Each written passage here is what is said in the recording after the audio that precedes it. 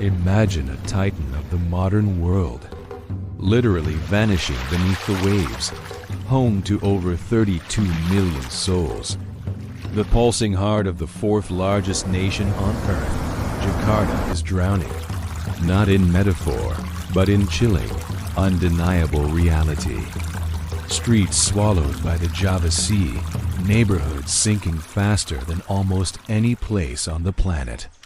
So, Indonesia made a breathtaking gamble, abandon its sinking metropolis and carve a gleaming new capital from nothing. Deep within the primordial jungles of Borneo, a fresh start, a symbol of the future. But what if that desperate leap is hurtling them? To understand this high-stakes drama, you must grasp Indonesia's crucible. Picture this, 17,000 islands, a volcanic archipelago strung along the Earth's fiery equator, the Pacific Ring of Fire. This fractured geography forged a nation of staggering diversity and profound fragility. For centuries, the fertile, volcano-nurtured island of Java held the prize. Jakarta. Born as a humble port, Sunda Kelapa, it exploded under Dutch rule as Batavia, the nerve center of a vast colonial empire. Its location? Perfect for trade, perfect for wealth, but fatally flawed. Jakarta sits low, dangerously low, much of it barely 10 meters above the rising sea. Parts already submerged.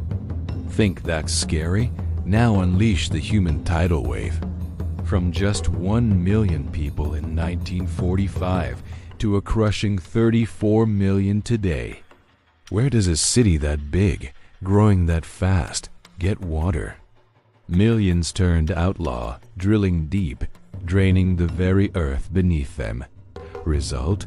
The city isn't just flooding, it's collapsing. Sinking up to 20 centimeters a year. A third of Jakarta could be Atlantis by 2050. Add choked canals, apocalyptic traffic, toxic air, and monsoons turbocharged by climate change. Is this any place to govern a nation of 200?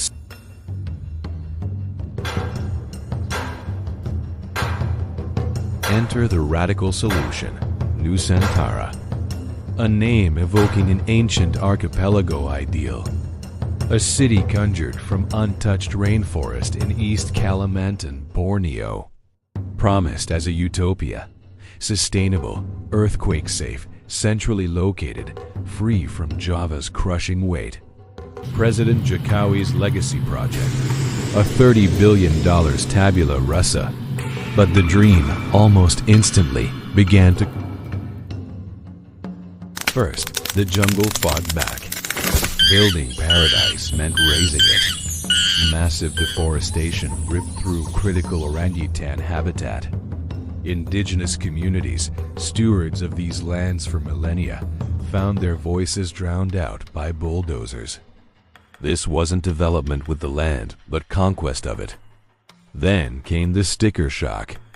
30 billion, ballooning. Private investors, smelling political risk over profit, held back. Skepticism grew. And the builders? Not locals hoping for jobs, but over 100,000 migrant laborers shipped in, a missed opportunity. Walk the site today, and the ambition feels skeletal. Grand ministries stand like ghosts beside vast empty tracts. Construction deadlines slip. Targets vanish. The government trumpets symbolic moves, an independence ceremony here, a cornerstone laid there. But the real work of running Indonesia?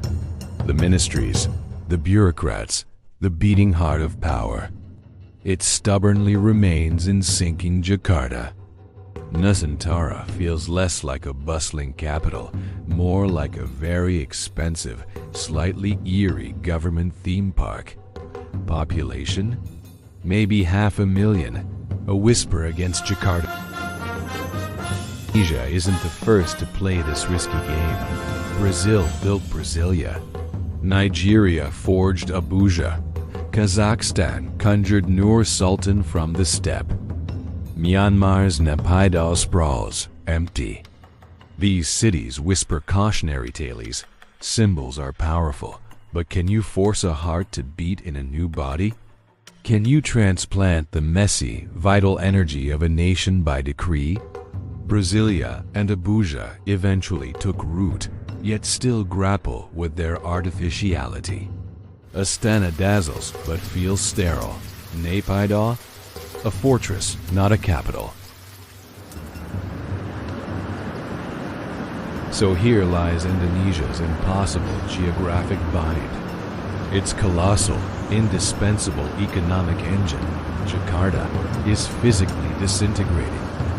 Its chosen lifeline, Nusantara, risks becoming a monument to overreach, environmentally scarred, financially draining, and potentially empty. A split nation, paralyzed between a drowning present and a mirage-like future. Jokowi's term is over. The bulldozers in Borneo still roar, but the vision falters. Will Nusantara rise as a true capital, or stand as a haunting, half-built testament to the peril of ignoring both geography and the people who inhabit it? The land sinks, the jungle recedes, the clock ticks. Indonesia's fate hangs in the balance.